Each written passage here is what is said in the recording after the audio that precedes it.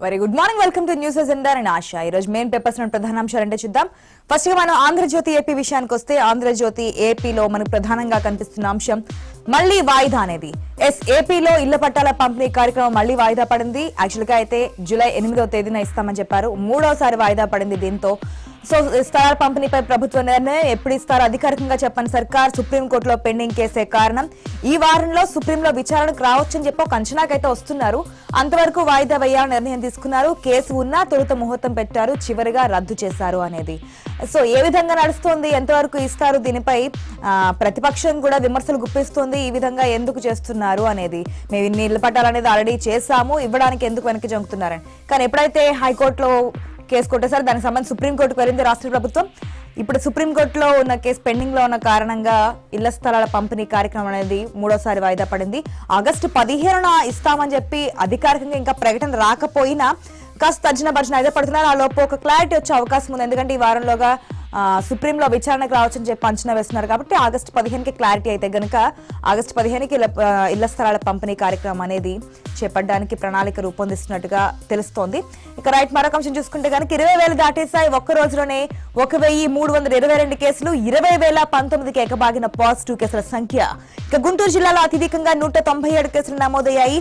తూర్పుగోదావరి, అనంతపురం, కర్నూలులో వైరస్ విలియ తాండవం చేస్తుంది. రోజు రోజుకి కూడా ఈ మూడు జిల్లాల్లో ఎక్కువగా కరోనా కేసులు నమోదవుతూ మనం చూస్తున్నాం. కరోనాతో మరో 7 మృత్యువాత, 239కి మరణ సంఖ్య. సో రోజు రోజుకి ఏ విధంగా ఉంది పరిస్థితి, రెండు తెలుగు రాష్ట్రాల్లో కూడా, అదేవిధంగా దేశవ్యాప్తంగా కరోనా కేసుల సంఖ్య ఏ విధంగా పెరుగుతుందో మనం రోజుకి చూస్తూనే ఉన్నాం. విజయవాడ ఇందిరాగాంధీ స్టేడియంలో కోవిడ్-19 పరీక్షల కోసం బారులు తీరిన జనం. ఏ విధంగా మొత్తం క్యూ లైన్ పాటిస్తూ ఎంత చివరి వరకు కూడా ప్రజలు బారులు తీరాలన్నది మనకు క్లియర్ గా కనిపిస్తోంది. ఇక గాలిలోనూ కరోనా అనేది మరొక అంశం. అతి సూక్ష్మ తుంపర్ల ద్వారా కూడా వ్యాపిస్తుంది. WHOకు 239 మంది శాస్త్రవేత్తల లేఖ.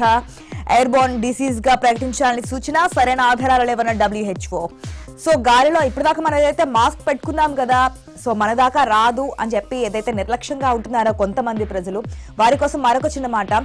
మాస్క్ అనేది ప్రాపర్ వేలో, అంటే సరైన విధానంగా ధరించాలి. మాస్క్ అనేది ముక్కుకి నోటికి కలిపి ధరించాలి తప్పించి చాలా వరకు చూస్తున్న ప్రజలు ఏంటంటే మాస్క్ కేవలం అంటే నోటికి మాత్రమే ఒక అడ్డు పొరగా చూస్తున్నారు. కాదు, నోటికి ముక్కుకి కూడా కలిపి మాస్క్ ధరించండి. అదేవిధంగా కొంచెం ఏదైతే చిన్న చిన్న తుంపర్లు కూడా లోపలికి రాకుండా మాస్క్ ధరించండి. ఎందుకంటే గాలిలో చిన్న తుంపర్లు కూడా రిసీవ్ చేసుకుని కరోనా వైరస్ అనేది వస్తుంది కనుక చాలా జాగ్రత్త వహించాల్సిన అవసరం ఎంతైనా ఉంది. సో ఆంధ్రజ్యోతి తెలంగాణ విషయానికి వద్దాం. ఆంధ్రజ్యోతి తెలంగాణలో ప్రధానంగా కనిపిస్తున్న అంశం గవర్నర్ సర్కార్ గరం అనేది. రాష్ట్రాధినేత పిలిచారు, అధికారులు రాలేమన్నారు. క్రియాశీలకమైన గవర్నర్ తమిళిసై కరోనాపై ట్విట్టర్లో నెటిజన్లు గోడు. ఆసుపత్రులు చికిత్సలపై తీరుపై ఆందోళన. ఇక మీరే ఆదుకోవాలంటూ వినతులు వస్తున్నాయి తమిళిసైకి, అంటే గవర్నర్ తమిళిసైకి. సో వాటికి స్పందించిన రాష్ట్ర గవర్నర్ కరోనాపై సమీక్షకు రావాలని సిఎస్ కు, స్పెషల్ సిఎస్ లకు కూడా ఆదేశాలు జారీ చేశారు గవర్నర్. ముందే ఖరారైన కార్యక్రమాలు ఉన్నాయంటూ ఇద్దరు దూరమయ్యారు. ఇక ముఖ్యమంత్రి ప్రోద్బలంతోనే ధిక్కారం, ప్రచ్ఛన్న యుద్ధమేనంటున్న విశ్లేషకులు. నేడు ప్రైవేటు ఆసుపత్రులతో గవర్నర్ కూడా భేటీ కాబోతున్నారు. సో ఏం చేయబోతున్నారు ఏంటి, రోజు రోజుకి కరోనా ఇంత తీవ్ర రూపం దాలుస్తోంది. ఒక పక్క హైదరాబాద్ కూడా ఖాళీ అవుతుందన్న వార్తలు మనకు కనిపిస్తున్నాయి. ప్రైవేట్ ఆసుపత్రుల్లో మొత్తంగా దండుకుంటున్న పరిస్థితి, డబ్బులు దండుకుంటున్న పరిస్థితిని మనం చూస్తున్నాం. కాబట్టి దానికి సంబంధించి గవర్నర్ తమిళిసై కూడా రియాక్ట్ అవుతున్నారు ప్రజల నుంచి వస్తున్న వినతుల కారణంగా. సో 7 లక్షలకు పైగా దేశంలో కరోనా బాధితుల సంఖ్య రష్యాను దాటి భారత్ 3వ స్థానంలోకి వచ్చేసింది. సో మళ్లీ 24,000కు పైగా కేసులు నమోదు. 5 రోజుల్లోనే 1.12 లక్షల కేసులు, 1 కోటి మందికి పరీక్షలు చేశామని చెప్పి ICMR ప్రకటించింది.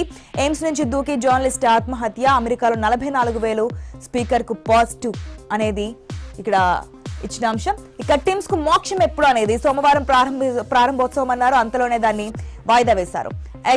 యాక్చువల్లీ నిన్న వైద్య ఆరోగ్య శాఖ మంత్రి ఈటెల దాన్ని ప్రారంభిస్తారు. ఏంటి దానికున్న మొత్తం సదుపాయాలను ఏ విధంగా ఉన్నాయో కూడా చూసిన తర్వాత దాన్ని స్టార్ట్ చేయబోతున్నారని చూసాము టీమ్స్ ను.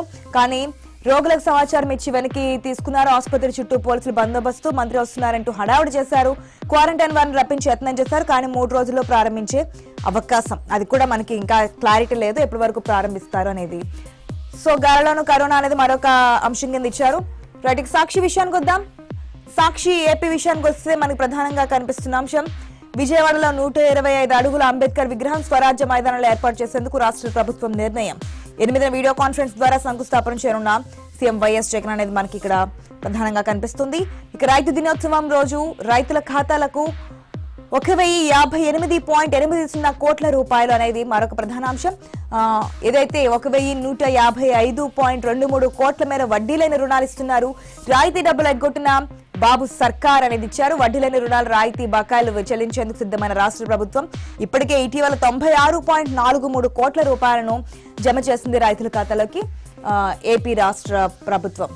సో రేపు వైఎస్ఆర్ జయంతి సందర్భంగా ఇడుపులపాయలో నివాళులర్పించనున్న సీఎం వైఎస్ జగన్ అన్ని ఆర్బీకేల్లో కూడా పండుగల కార్యక్రమాల నిర్వహణకు సన్నాహాలు. ఆదర్శ రైతులకు సన్మానం, ఆర్బీకేలకు వైఎస్ఆర్ పేరు అనేది. సో ఏదైతే ఇడుపులపైకి వెళ్తున్నారో వైఎస్ జగన్ దానికి సంబంధించి అన్ని ఏర్పాట్లు చేస్తున్నారు. కరోనా పరీక్షలు నిర్వహించి నెగిటివ్ వచ్చిన వాళ్ళకి మాత్రమే అక్కడ పాల్గొనేందుకు అంటే సీఎం కార్యక్రమంలో పాల్గొనే అవకాశం అయితే కల్పిస్తున్నారు. దానికి సంబంధించి అన్ని చర్యలు తీసుకుంటున్నారు. సో పాఠశాలలో పండుగ వాతావరణం రంగులకు సంబంధించి ఆహ్లాదకరంగా ఉండాలి. ఆహ్లాదకరంగా పండుగ వాతావరణంలో ఉన్నటువంటి రంగులు వేయండి అని చెప్పి సీఎం జగన్ చెప్పిన మాట. ఆహ్లాదకరంగా రంగులు, అవగాహన కలిగించే బొమ్మలు ఉండాలి అనేది మనబడి నాడు నేడు సమీక్షలో సీఎం వైఎస్ జగన్ ఆదేశం. దాతలు చేపట్టిన పనులు ఆలస్యం అవుతున్నాయన్న అధికారులు ఆ పనుల బాధ్యతలను కలెక్టర్లకు అప్పగించాలని సీఎం ఆదేశం. మిగిలిన దశల పనుల కోసం రుణాలపై దృష్టి పెట్టాలని నిర్దేశం. ఇక సచివాలయాల ఇంజనీర్లు రోజు నాడు నేడు పనులు చూడాలి అని చెప్పి సీఎం జగన్ ఆదేశించిన అంశాన్ని ఇక్కడ ప్రస్తావించారు. ఇక వెనక్కి తగ్గిన డ్రాగన్ సరిహద్దుల్లో ఉద్రిక్తతల సడలింపునకు తొలి అడుగు. పీపీ 14లో శిబిరాల తొలగింపు అనేది దాదాపు 2 నెలల తీవ్ర ఉద్రిక్త పరిస్థితులు నెలకొన్న సిచ్యువేషన్ లో చైనా సరిహద్దుల్లో తూర్పు లద్దాఖ్లోని శాంతి సంయమనం దిశగా తొలి అడుగు పడ్డాయి. ఉద్రిక్తతలకు కేంద్ర స్థానమైన గాల్వన్ లోయ నుంచి సోమవారం చైనా దళాలు వెనక్కు మలాయ్ పెట్రోలింగ్ పాయింట్ పీపీ 14 వద్ద నిర్మించిన తాత్కాలిక శిబిరాలు ఇతర నిర్మాణాలను కూడా తొలగించేశాయి చైనా శిబిరాలు. ఇక దాదాపు కిలోమీటర్కు పైగా చైనా బలగాలు వెనక్కి వెళ్లాయని చెప్పి ఆర్మీ వర్గాలు కూడా తెలిపాయి. ఇక ఎంత దూరం వెనక్కి వెళ్లాయి ఖచ్చితంగా తెలియాల్సి ఉంది. అది 1 కిలోమీటరా లేక 2 కిలోమీటర్ల అనేది కాస్త సందిగ్ధత ఉంది. కాకపోతే డ్రాగన్ అయితే కాస్త వెనక్కి తగ్గినట్టుగా కనిపిస్తోంది. రైట్, మనం సాక్షి తెలంగాణ విషయానికి వద్దాం. సాక్షి తెలంగాణలో ప్రధానంగా కనిపిస్తున్న అంశం పొట్టకొట్టిన కరోనా అనేది రోడ్డున పడ్డ మధ్యతరగతి బతుకులు. 100 రోజులుగా తెరుచుకున్న విద్యా సంస్థలు, థియేటర్లు, జిమ్స్, బార్లు కూడా మనకి ఇప్పటి వరకు ఓపెన్ కాలేదు. దిక్కుతోచని స్థితిలో కొట్టుమిట్టాడుతున్న లక్షలాది మంది ప్రైవేటు ఉద్యోగులు, ఉపాధి హామీ పనులు చేసుకుంటున్న ప్రైవేట్ టీచర్స్, లెక్చరర్స్, దినదినగండంగా బతికిడుస్తున్న చిన్న చిత్తక ఉద్యోగులు. మాక్సిమం అన్నిటికీ కరోనా సడలింపుల్లో మినహాయింపు ఇచ్చినప్పటికీ కూడా జిమ్స్ కానీ, థియేటర్స్ కానీ, బార్స్ కానీ, స్కూల్స్, కాలేజెస్ కానీ పర్మిషన్ ఇవ్వలేదు స్కూల్స్ కి తెరవడానికి. సో దానికి సంబంధించి ఎవరైతే ప్రైవేట్ పాఠశాల ఉపాధ్యాయులు ఉంటారో వాళ్ళు చాలా అవస్థ పడుతున్న సిచ్యువేషన్. సో దానికి సంబంధించిన అంశం మనం ఇక్కడ చూస్తున్నాం. సో వెనక్కి తగ్గిన చైనా అనేది మరొకసారి ఇక్కడ ప్రస్తావించారు. పీపీ 14లో శిబిరాలు తొలగించిన అంశాన్ని మరొకసారి ఇక్కడ ప్రస్తావించారు. కరోనాపై పోరుకు 1200 స్పెషలిస్టులు అనేది ఇక్కడ ఇచ్చారు. పీజీ, డిప్లొమా చేసిన వారితో భర్తీకి కసరత్తు. వైరస్ విజృంభణ నేపథ్యంలో వైద్య ఆరోగ్య శాఖ కీలక నిర్ణయం తీసుకుంది.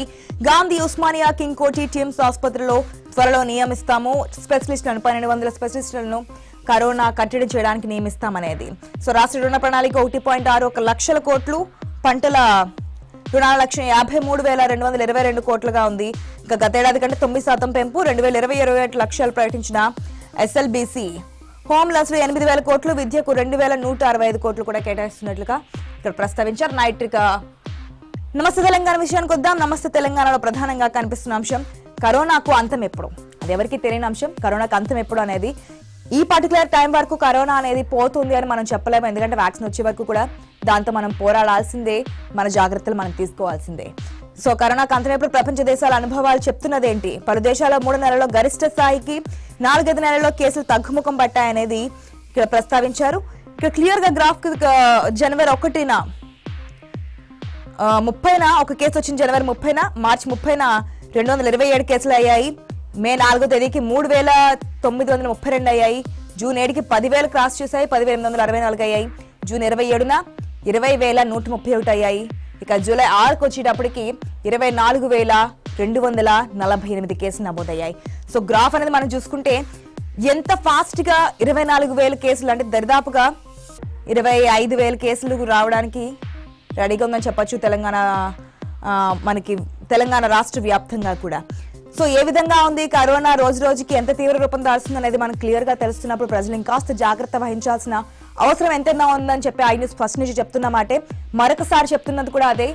జాగ్రత్తగా ఉండండి, మాస్కులు ధరించండి, మినిమం డిస్టెన్స్ మెయింటైన్ చేయండి.